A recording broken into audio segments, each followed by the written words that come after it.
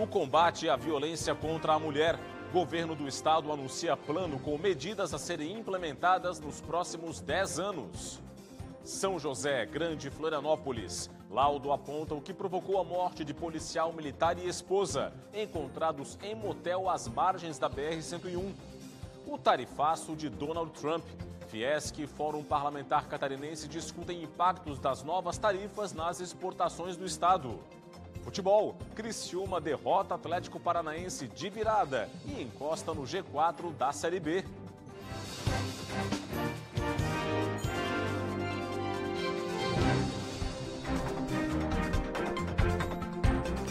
Olá, uma boa noite para você.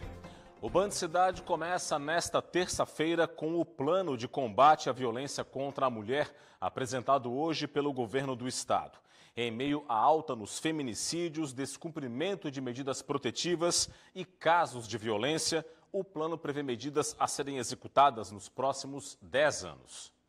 O novo Plano Estadual de Combate à Violência contra as Mulheres tem uma série de metas previstas para serem cumpridas até 2035. A cerimônia teve a presença do governador do estado. É tão normal para nós isso, essa construção desse zelo, desse plano que tem uma abrangência, um prazo de execução de 10 anos, mas com ações diárias. A vice-governadora de Santa Catarina vai coordenar o comitê gestor do plano estadual. O problema da violência contra a mulher é um problema cultural que precisa ser resolvido pelo governo do estado, mas também com o Ministério Público, o Judiciário e principalmente a sociedade. A abertura de 24 novas delegacias especializadas no atendimento a mulheres vítimas de violência até 2035 está entre as metas previstas pelo plano.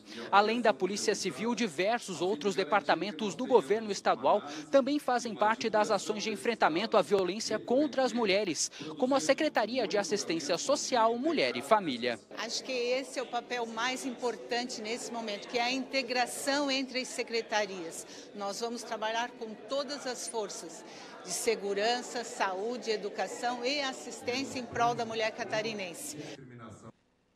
Um policial militar e a esposa foram encontrados mortos em um motel de São José, na Grande Florianópolis, na noite desta segunda-feira. Um laudo da Polícia Científica confirmou a causa da morte. Jefferson Luiz Sagaz, de 42 anos de idade, e a esposa Ana Carolina Silva, de 37 anos, estavam desaparecidos desde a noite do último domingo e foram encontrados na noite desta segunda-feira, mortos dentro da banheira de um quarto de motel no bairro Roçado, em São José. De acordo com a Polícia Civil, marcas de sangue foram encontradas no local, mas os corpos não tinham sinais evidentes de violência. De acordo com um laudo feito pela Polícia Científica, Jefferson e Ana Carolina morreram eletrocutados na banheira, que estava ligada quando os corpos foram encontrados. Jefferson era cabo da academia da PM no bairro Trindade, em Florianópolis, e Ana Carolina tinha uma esmalteria em São José. O Grupo Especial de Combate ao Crime Organizado, o GAECO, deflagrou hoje a Operação Cátedra. As investigações apuram fraudes em um concurso público na região do Contestado.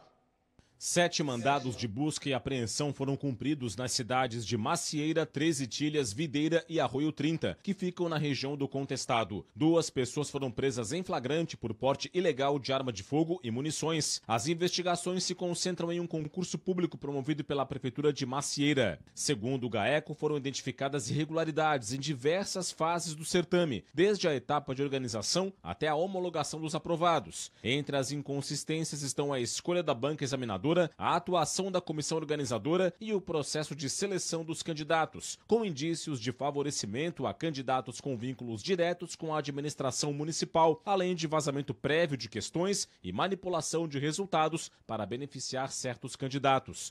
As investigações seguem em sigilo.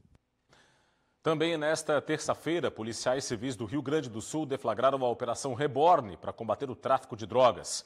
Foram cumpridos mandados de busca e apreensão nas cidades gaúchas de Porto Alegre, Gravataí e Capão da Canoa, além de diversos municípios catarinenses.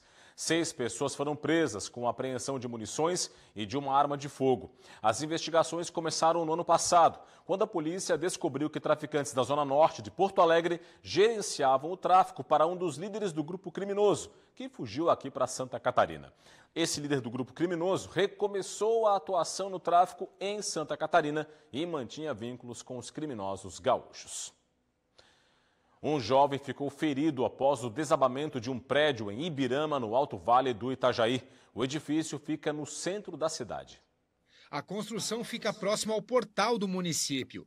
Um jovem de 23 anos que estava no local acabou ficando ferido. Quando as equipes chegaram aqui, então a gente constatou que só tinha uma pessoa entre os escombros, né? Ela foi realizado o resgate pela equipe do Bombeiro Voluntário de Ibirama, juntamente com o apoio da equipe do SAMU de Ibirama. A gente mobilizou ele e entregou para a equipe do SAMU fazer o atendimento pré-hospitalar e o deslocamento para o hospital de Ibirama. Devido ao desabamento, todo o prédio foi interditado pela Defesa Civil. O Félix morava num dos apartamentos que foi parar dentro do rio. Ele e a esposa não estavam em casa, mas acabaram perdendo tudo. Eu estava no trabalho, né? E recebi uma ligação comunicando o que tinha acontecido. Aí saí do trabalho, vim correndo para cá e quando eu cheguei aqui, simplesmente estava tudo no chão. Segundo a assistência social aqui de Ibirama, no prédio viviam 19 pessoas. 12 na parte que acabou desabando. Por isso, desde ontem, a prefeitura vem acompanhando essa situação. O prédio é do pai do Maicon. Ele conta que a estrutura seguia todas as normas necessárias, como a documentação e liberação dos bombeiros. Está muito tranquilo quanto estrutura, porque isso aqui teve engenheiro, teve liberação de prefeitura. Esse não é um prédio que está aqui agora, esse é um prédio que tem mais de 20 anos aqui. Uma perícia será feita no local para tentar descobrir o que causou o desabamento. Já para as famílias, é hora de recomeçar. Perdeu tudo, praticamente, não sobrou nada, né? Mas a gente fica feliz que, graças a Deus, a gente não estava em casa no momento, que a gente está bem, que a gente vai ter a oportunidade de se reerguer. E que os vizinhos também estão bem, né? Que ninguém se feriu gravemente e que a gente está aí para batalhar de novo. Né? E um homem morreu em um grave acidente na SC 447 em Meleiro, no sul do estado, nesta terça-feira. A batida ocorreu durante a manhã, no trecho da rodovia estadual que liga as cidades de Araranguá e Meleiro, e envolveu uma motocicleta que bateu na traseira de um caminhão. Com o impacto, o motociclista caiu na via e morreu devido a politraumatismos. A motocicleta foi atingida por um outro caminhão que vinha no sentido contrário e pegou fogo. O nome da vítima ainda não foi divulgado. A seguir no Band Cidade, o comentário político de Cláudio Prisco Paraíso. Veja também, Fiesp discute com o Fórum Parlamentar Catarinense os impactos do tarifaço de Donald Trump contra o Brasil. E veja ainda, a audiência pública discute a situação do contrato de concessão no trecho sul da BR-101. Os detalhes após o intervalo no Band Cidade. A gente volta já já.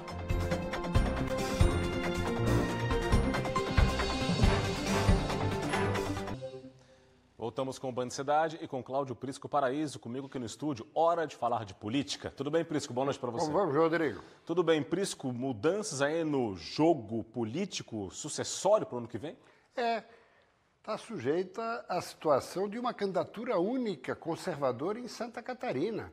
E olha que lá em 2018, aliás, 22, foram 5. É isso mesmo. O PSD e o PL estão tricotando intensamente. E não está descartada a possibilidade dos PCDistas indicarem o vice de Jorginho Melo. É isso mesmo. E a chapa pode ser essa aqui, ó. Presidente da Assembleia, Poder Legislativo, governador, Jorginho Melo, executivo. Boa relação, mas não existe propriamente uma grande integração entre eles, mas tem alguém capitaneando essa aproximação. Vamos lá? Aqui foi no retorno dos trabalhos do Legislativo, nesse ano, em fevereiro, Jorginho Melo, Júlio Garcia, quem ali está? Topázio Silveira Neto, que não é de hoje, vem defendendo o nome de Garcia para compor com Jorginho Melo. Próximo telão. Topázio que não sai da Assembleia, muito intimamente ligado a Júlio Garcia. E com isso, acabaria resultando, vamos lá, na desistência da pré-candidatura, desde agosto do ano passado, do prefeito de Chapecó, João Rodrigues. E Júlio Garcia seria justamente a saída honrosa de João, além, evidentemente, da garantia de obras estaduais na capital do Oeste. Próximo telão. Aqui nós temos Kassab Gilberto, presidente, o chefão do PSD nacional, que nessa semana falou em Topázio, citando como uma grande revelação política nacional, ao lado de Ratinho Júnior, o prefeito carioca Eduardo Paes, ou seja, sinalizando, aqui no Estado é com Topázio, enfraquecendo, consequentemente, o projeto do prefeito de Chapecó. Kassab, que é secretário de Tarcísio de Freitas, ele indo à reeleição, Kassab pode ser o vice. Ele indo à presidência, Kassab pode ir ao governo de São Paulo. Próximo telão. Só que, o que acontece? Por que essa articulação? Essa articulação, ao trazer o PSD para a chapa, Jorginho Melo não corre o risco de que o MDB, que estava mapeado para vice, e nem União Progressista, viessem a se deslocar para um projeto com o João Rodrigues. Aí ele ficaria, de alguma maneira, liberado de atendê-los. Eles não teriam para onde correr. Outro detalhe, foram rivais durante 5 décadas, não teriam agora como coligar. Santa Catarina não compreenderia essa aliança. Próximo telão. Aí nós temos Tarcísio com Jorginho. Tarcísio, também muito próximo de Jorginho, que comanda o seu Republicanos em Santa Catarina. Próximo telão. E quanto ao Novo? O Novo lançou o deputado Gilson Marques ao Senado, ele é deputado federal. Como é que ficaria? Adriano Silva não faria uma renúncia para uma aventura de candidatura ao governo, sem perspectiva de coligação? Próximo telão. Aí tem Carlos Bolsonaro, que poderia dobrar com Carol Detoni. Ou, eventualmente, vamos lá, Carol Detoni dobrando com o Esperidião Amin. Aí vai depender se Carluxo Bolsonaro efetivamente vem para Santa Catarina. Agora, quem ficaria numa situação de desprestígio político partidário eleitoral em Santa Catarina seria o MDB. Obrigado, Prisco, pelas informações. Boa noite para você. Até amanhã. Olha, o presidente da Federação das Indústrias do Estado se reuniu com o coordenador do Fórum Parlamentar Catarinense nesta segunda-feira. Na pauta, os impactos do tarifaço de Donald Trump contra o Brasil.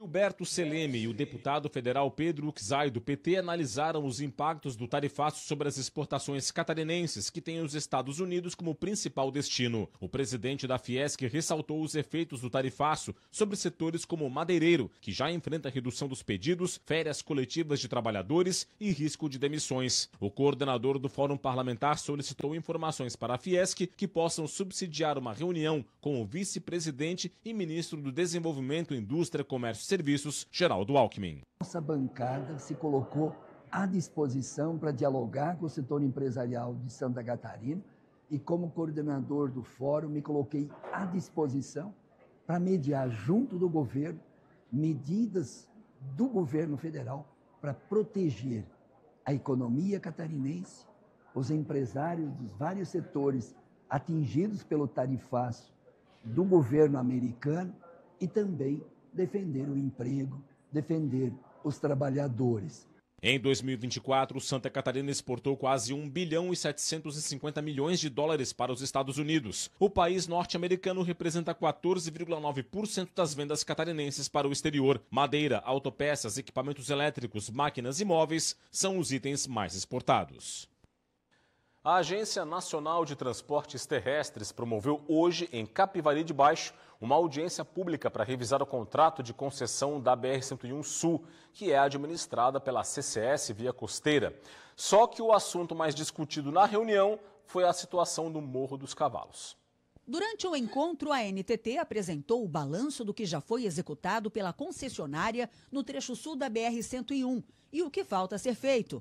Mas o assunto que dominou mesmo as conversas foi o Morro dos Cavalos. Entidades defenderam uma mudança na concessionária responsável pelo trecho, hoje com a Artéries Litoral Sul para a Via Costeira, para que seja dada mais agilidade ao projeto com menor valor no pedágio. Prefeitos e vereadores das cidades impactadas apoiam a iniciativa. O assunto vai ser analisado pela NTT. Passa para a CCR, porque a CCR tem um contrato mais longo, certo? Que pode diluir muito mais fácil essa tarifa, ou mesmo alongando o prazo da concessão, que em virtude que a Artéries tem uma série de problemas graves para resolver, de gargalos que já estão instalados, que já está colapsado. Então, com certeza, a CCR seria a melhor concessionária, a melhor opção, como foi unânime aqui, para assumir essa parte.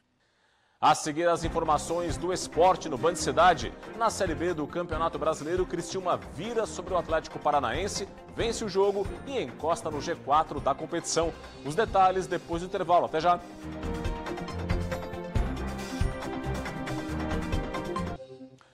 Estamos de volta com o Band Cidade e com uma boa notícia na saúde aqui em Florianópolis. Depois de 2 anos fechada, a emergência pediátrica do Hospital Universitário da capital, que fica na UFSC, reabriu as portas. Os detalhes com o repórter Gabriel Felipe.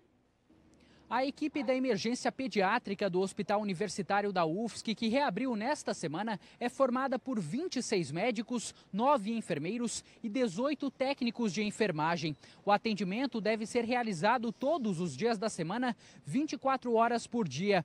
A emergência pediátrica estava fechada desde maio de 2023 e atendia apenas casos referenciados, ou seja, pacientes encaminhados por outras unidades de saúde. Isso acabou sobrecarregando setores de emergência de outros locais, como o do Hospital Infantil Joana de Guzmão. Agora, com 7 novos pediatras, 5 contratados por concurso público e 2 cedidos pela Secretaria Estadual de Saúde, o HU deve voltar a ser a porta de entrada para casos pediátricos emergenciais na região. A expectativa é atender entre 80 e 100 crianças por dia. De Florianópolis, Gabriel Felipe.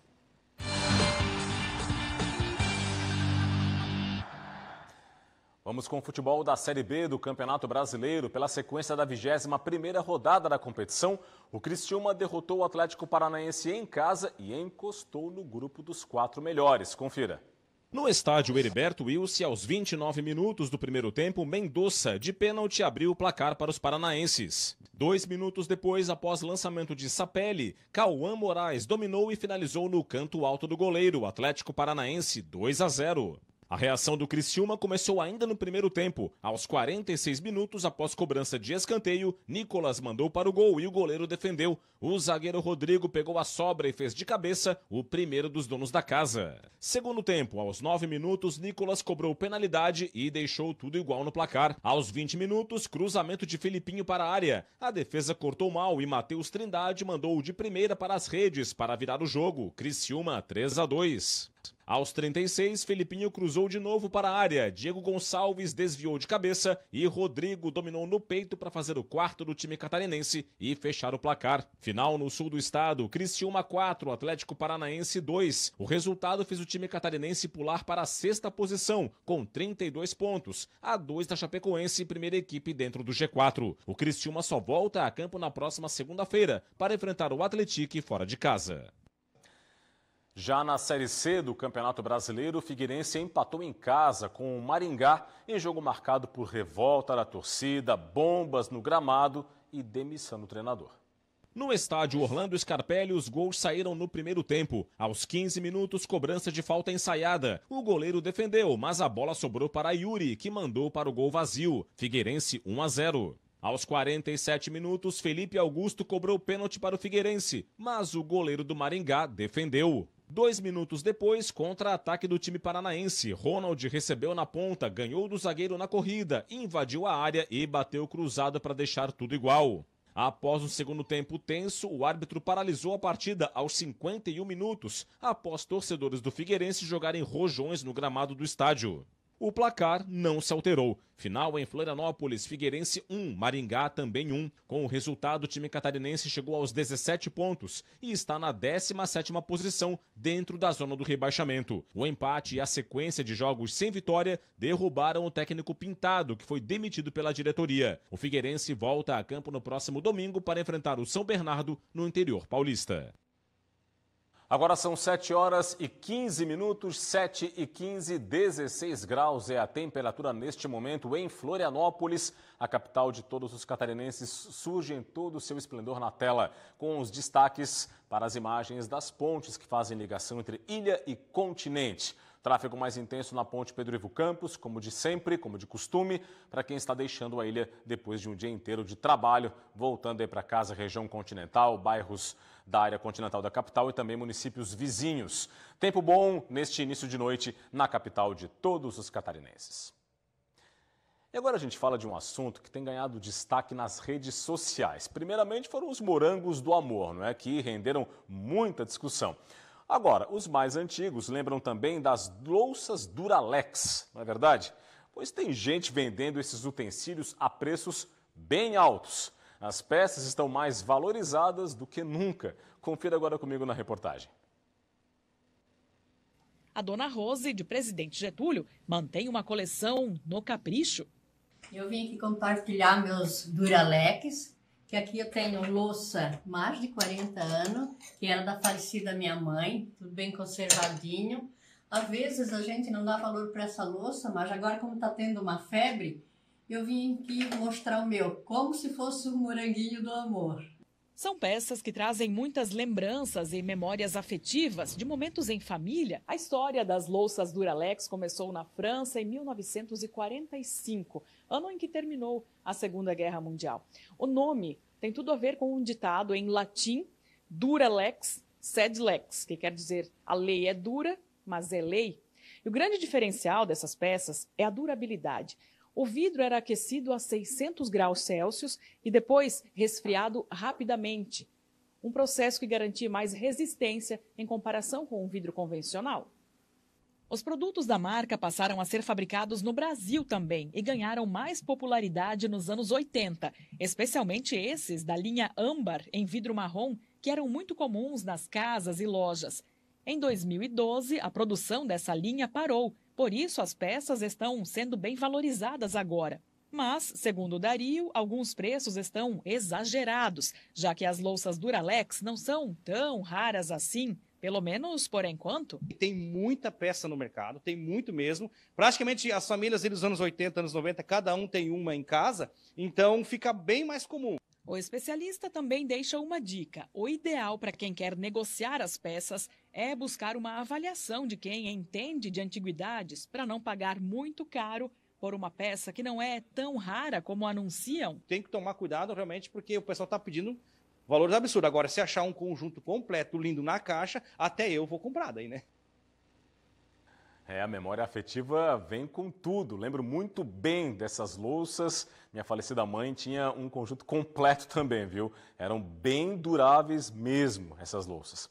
Bom, e este foi o Band Cidade desta terça-feira. Reveja esta e outras reportagens, todo o nosso conteúdo no portal TVBV Online, QR Code na tela para você.